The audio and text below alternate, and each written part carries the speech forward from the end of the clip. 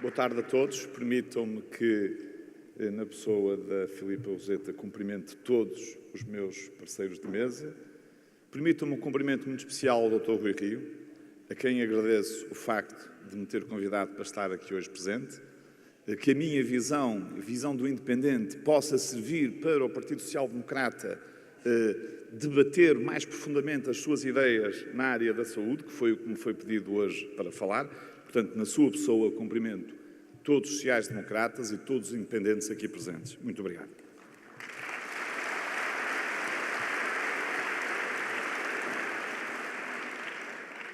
Eu queria começar esta intervenção e eu vou prometer cumprir o tempo, porque vocês já estão cansados de nos ouvir a todos a falar, lembrando Michel Foucault. Michel Foucault foi um pensador e filósofo francês, como todos sabem, que publicou uma obra muito interessante em 1963, chamada O Nascimento da Clínica. E nessa obra, Michel Foucault dizia que a principal missão de um médico deve ser de caráter político. E depois explicava porquê. Porque muitas vezes, para conseguirmos tratar os doentes como queremos e como devemos fazê-lo, temos que primeiro combater as más políticas de saúde.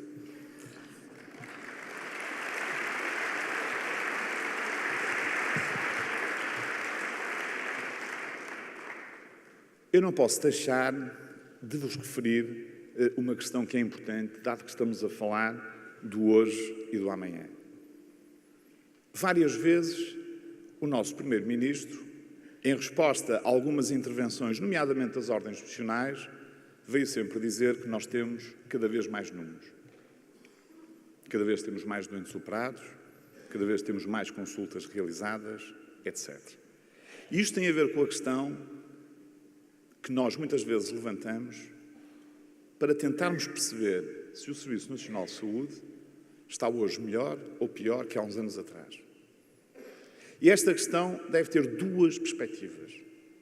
E nós temos que responder desta forma, que é a medicina e os profissionais de saúde. Relativamente à medicina, não existe qualquer dúvida. A medicina evolui a uma velocidade estonteante e nós hoje conseguimos fazer muito melhor que há 10 anos ou 20 anos atrás. Nós hoje conseguimos tratar os doentes mais depressa, com mais qualidade, com melhores resultados e menos complicações. Vou-vos dar um exemplo só para entenderem bem isto. Eu há 10 anos, quando operava uma doente com incontinência urinária de esforço, sou urologista, como já se aperceberam, demorava cerca de 1 hora, a cirurgia era feita com anestesia geral, fazia uma incisão de cerca de 10 centímetros abaixo do umbigo, a taxa de sucesso de cura era de cerca de 60%, a taxa de complicações andava perto dos 10% e a doente ficava 10 dias internada.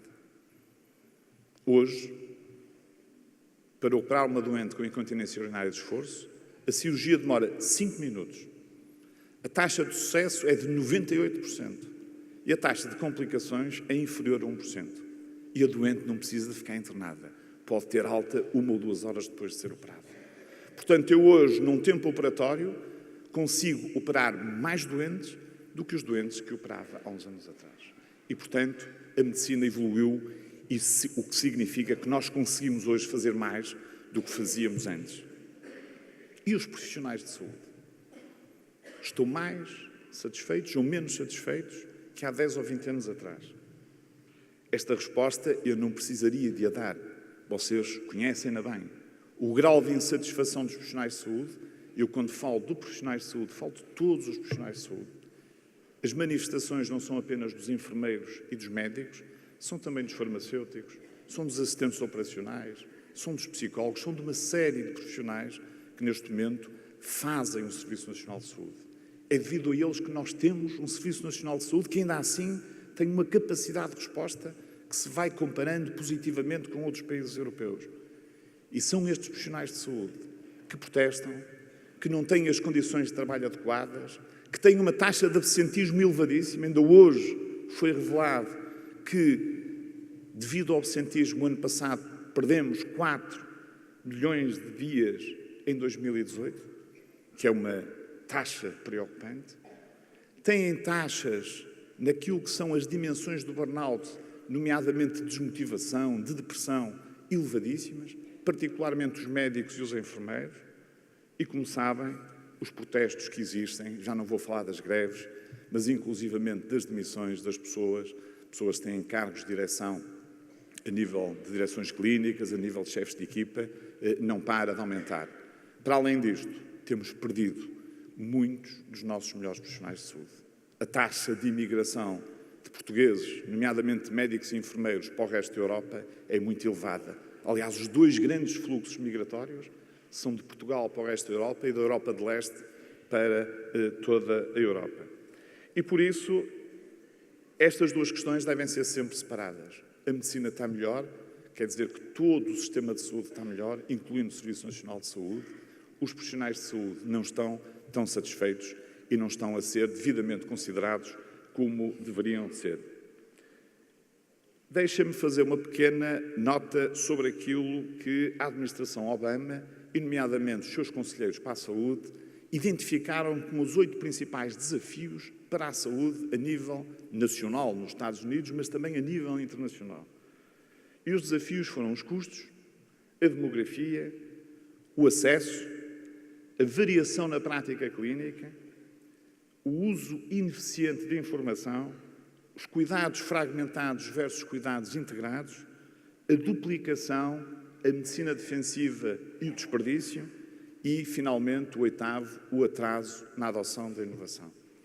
São matérias absolutamente essenciais, todas elas, que nós devemos dar uma particular atenção, que afetam também o nosso país, que têm uma repercussão particular sobre aquilo que é os cuidados de saúde que nós oferecemos aos portugueses e sobre as quais nós devíamos ter mais atenção. Porque se eu vos fosse analisar uma a uma, existem algumas que nem sequer têm tido um tratamento especial ou o tratamento que deviam ter por parte do Governo. Estes problemas existem, mas há outros mais pequenos.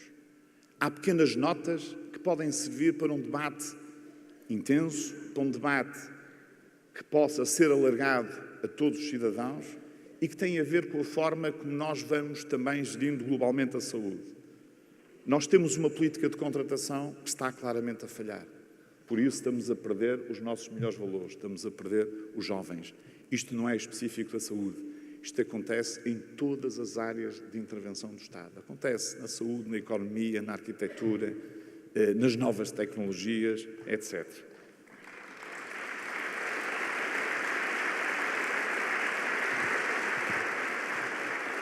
Nós continuamos a falar nas regiões mais periféricas e a lamentar que as regiões mais periféricas continuam com graves deficiências. Mas o que é que nós estamos a fazer verdadeiramente para dar mais capacidade de resposta às regiões mais periféricas? Muito pouco. A política de incentivos que é pensada é sempre demasiado setorial. Pensa-se numa política de incentivos para os médicos. Não pode ser. A política de incentivos tem que ser para a sociedade. Se nós queremos desenvolver as regiões mais periféricas, temos que fazer o que outros países estão a fazer, ou já fizeram, com resultados bons. E é uma política de incentivos para a sociedade, eventualmente relacionadas com os impostos, com um aumento da massa crítica nas regiões mais periféricas, para que as pessoas se possam fixar, para que as pessoas queiram lá viver e desenvolvam as várias áreas de intervenção, nomeadamente a educação, a justiça, a saúde e todas as outras. Temos um problema sério no Serviço Nacional de Saúde, que está identificado por todos. Toda a gente concorda que, neste momento, a capacidade de resposta do Serviço Nacional de Saúde é limitada. E é fundamental que nós reforcemos esta capacidade de resposta, porque senão vai continuar a acontecer aquilo que, neste momento, deve ser uma das maiores preocupações de todos os portugueses, incluindo todos os partidos políticos, que são as desigualdades sociais em saúde. No último relatório da OCDE, referia que mais de 10% dos portugueses não fizeram os tratamentos ou as medicações que lhes foram prescritas pelos médicos por clara insuficiência económica. É um ponto absolutamente essencial em que temos que estar todos juntos para o tentar resolver da melhor forma.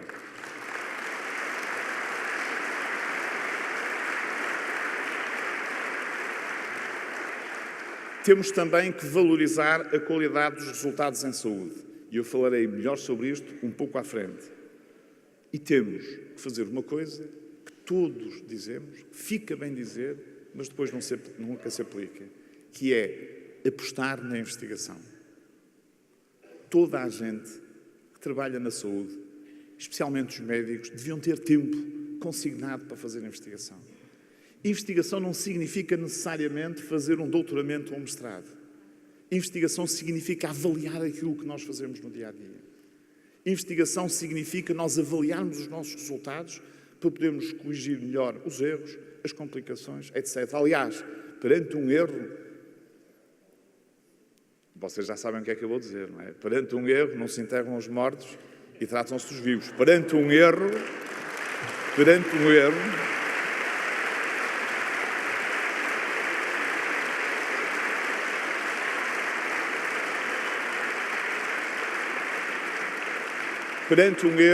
o que nós temos que fazer é analisar o que é que aconteceu.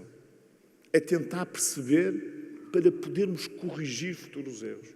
É isto que nós temos que fazer. E, portanto, nesta matéria, a investigação é absolutamente fundamental. Muitas vezes fala-se da investigação, mas não é aplicada na prática.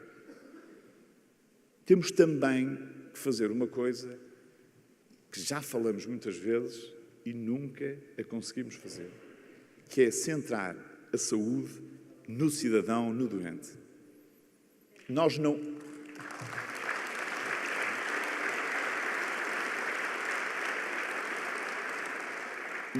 conseguimos centrar a saúde no doente se não dermos poder ao doente para decidir.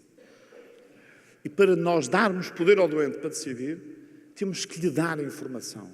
Que adianta nós criarmos a situação de liberdade de escolha dentro do Serviço Nacional de Saúde se a seguir não publicamos aquilo que são os resultados que as nossas unidades de saúde, e nomeadamente os hospitais, têm no tratamento das várias patologias, pelo menos das principais patologias.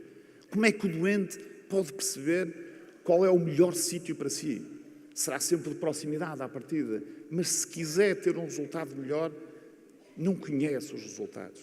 E este aspecto é um aspecto essencial, porque nós só centrarmos verdadeiramente a saúde no doente se lhe dermos capacidade de decisão, se lhe dermos poder para decidir, se lhe dermos informação.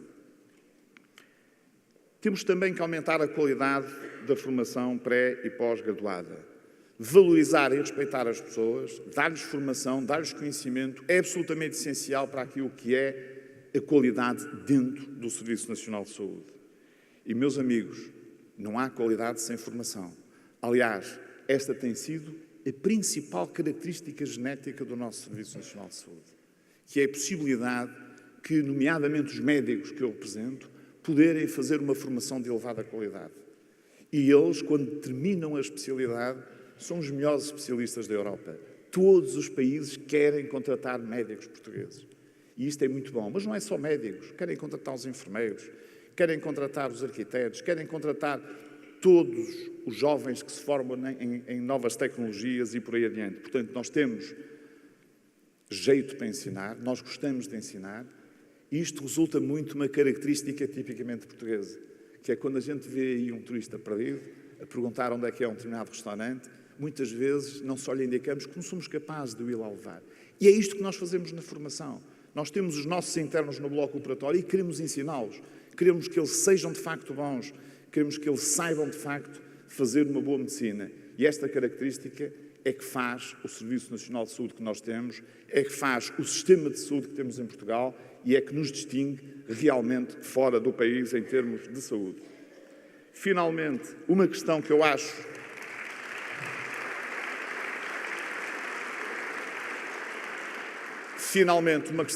que é importante tem a ver com aquilo que acontece neste momento na sociedade.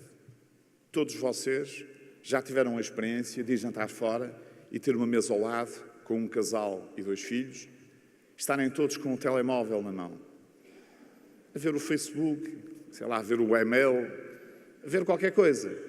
Mas mais engraçado é que às vezes estou a comunicar uns com os outros através do telemóvel na mesma mesa. Isto acontece. E isto é preocupante. Isto é preocupante e na saúde ainda é mais preocupante. E, portanto, lutar por uma humanização dos cuidados de saúde, lutar por valorizar a relação entre as pessoas, nomeadamente a relação médico-doente, é um grande desafio que nós temos neste momento, é um desafio de futuro, é um desafio que também devia ser incluído na agenda política, porque é extraordinariamente importante nós valorizarmos as nossas pessoas e sabermos integrar a tecnologia a nosso favor e não contra a relação entre as próprias pessoas. Deixem-me, o meu tempo está quase a terminar, deixem-me lançar-vos aqui mais uma nota. Como 4 eixos fundamentais que no hoje e amanhã da saúde em Portugal são importantes e penso que devem ser motivo de reflexão. Porque a saúde tem muitos tentáculos e tem muitas coisas que podem ser faladas. Mas eu focava-me no financiamento. Ponto 1, financiamento. É difícil nós conseguirmos fazer melhor com o financiamento que temos atualmente. O Serviço Nacional de Saúde já só chega a 64% dos portugueses. 36% dos portugueses pagam a saúde do seu bolso. Ou seja, os custos globais com a saúde apenas dependem do Orçamento de Estado em 64%. E ainda assim, não é o Serviço Nacional de Saúde que assegura estes 64%. É o Sistema Nacional de Saúde. Porque o Serviço Nacional de Saúde tem várias convenções para meios complementares de diagnóstico, para cirurgias e para outras situações em que se recorre do sistema privado para poder resolver algumas destas situações. Não é por acaso que o Tribunal de Contas dizia que o Serviço Nacional de Saúde recebeu menos dinheiro no triênio 2015 a 2017. Estávamos a falar de 24,7 mil milhões de euros, do que no período da Troika entre 2012 e 2014, em que foram 26,3 mil milhões de euros. Na realidade, nós, no Serviço Nacional de Saúde, estamos a gastar menos do que já gastamos.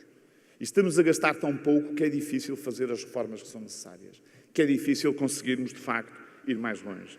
E as falhas sistemáticas que temos internamente, a nível de equipamentos, a nível de dispositivos, também contribuem para uma desmotivação dos profissionais de saúde e estamos, neste momento, numa situação que eu diria que é sem precedentes.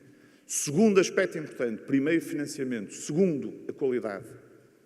Nós temos que começar definitivamente a introduzir métricas de qualidade naquilo que é a contratualização, por exemplo, nos hospitais.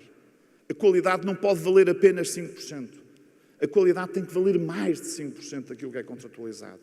Os diretores clínicos, quando falam com os diretores de serviço, quando chegam a acordo com os diretores de serviço, não podem apenas dizer que este ano vamos fazer mais 5% de primeiras consultas ou mais 2 ou 3% de cirurgias.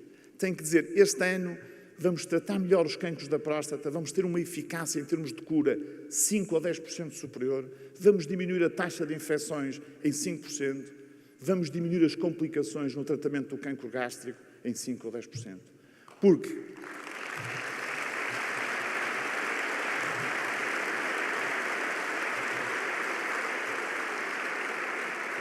Porque um serviço que tem mais qualidade, quanto melhor for a qualidade, mais sustentável é. A sustentabilidade tem uma ligação muito direta à qualidade e muito direta àquilo que é a formação. Terceiro aspecto, está mesmo a terminar, a prevenção na saúde. Portanto, financiamento, qualidade, prevenção na saúde.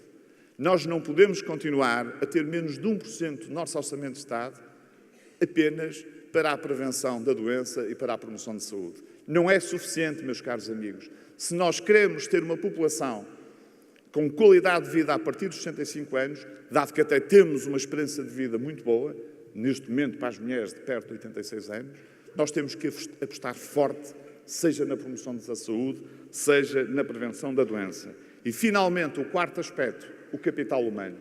O capital humano é absolutamente determinante. Nós temos imenso talento, temos pessoas altamente bem formadas e capazes e temos que ter a possibilidade de ficar a trabalhar com elas em Portugal. Eu, há cerca de 2 semanas, estava aqui no Europarque, aliás, o Sr. Presidente da Câmara lembra-se perfeitamente, em que estava a moderar uma mesa sobre valorização de recursos humanos em saúde.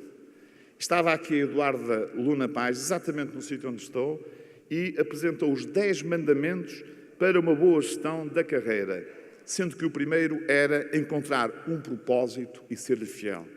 E eu lanço estas questões. Os profissionais de saúde têm um propósito em manter-se no SNS. É que é importante que os profissionais de saúde tenham um propósito para se manterem no serviço público ou para se manterem em Portugal. Existem expectativas suficientes de valorização das suas competências, da sua progressão profissional, da sua formação contínua? É certo que existem carreiras, mas as carreiras não têm aplicação na prática. E isto é absolutamente lamentável. É estimulante que alguém com tantos anos de formação, no caso dos médicos, 13 anos de formação, tenha um vencimento líquido de cerca de 1.700 euros. Será que estamos a conseguir reter talentos nestas condições? Será que não estamos a deixar sair os nossos jovens, em vez de os reter no nosso país, para nos ajudarem a levar o país para a frente? Esta é uma questão essencial, que tem várias variantes, que merecem também ser discutidas. Deixem-me terminar dizendo que na saúde é possível fazer melhor.